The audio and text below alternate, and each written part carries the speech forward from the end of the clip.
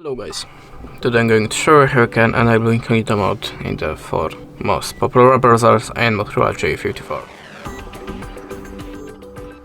For the first one, Microsoft Edge. Click on the tab icon, switch to private and click on the plus. That's it. Then on Firefox, just click on the server mask. If the background is purple, that means you are in the Incognito Mode. Now the Google Chrome, click on the 3-dot icon or arrow icon. Sorry about that. And choose New Incognito tab. And the last one, Opera.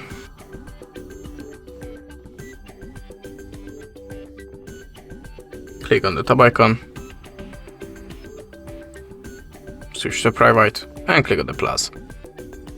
Thanks for watching, leave us a like, a comment, and goodbye.